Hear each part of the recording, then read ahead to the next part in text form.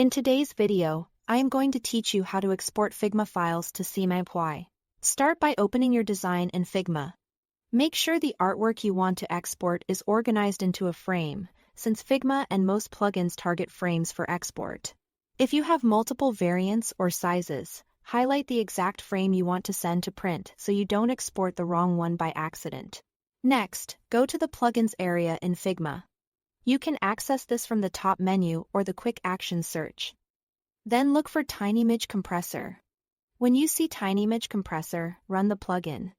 This tool is widely used for optimized exports and importantly for print workflows. It gives you access to CMYK color profiles during export. With your frame selected and the plugin open, you'll see export options. Choose the format that best matches your print needs. PDF, PNG, or JPG. PDF is often the most reliable for print because it can preserve vector shapes and crisp text wherever possible. PNG is great for graphics with transparency and sharp edges, while JPG can be appropriate for photographic content. Keeping file sizes smaller. Pick the one your print vendor expects.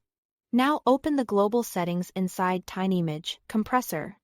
Look for the color profile section and under the drop-down, select CMYK. This tells the plugin to convert your RGB artwork to a CMYK profile during export. Be aware that some colors, especially very bright neon-like tones, may shift slightly because they can't be reproduced exactly with ink.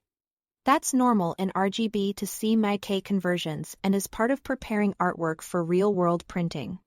Once the color profile is set to CMYK and your format is chosen, click Export. The plugin will process your frame and prompt you to save the file. Give it a clear name. Choose a familiar folder and let the export complete. It's a good idea to open the exported file to confirm everything looks correct before sending it off. Keeping in mind that subtle color differences are expected on a backlit screen versus printed paper. That's it. Thanks for watching.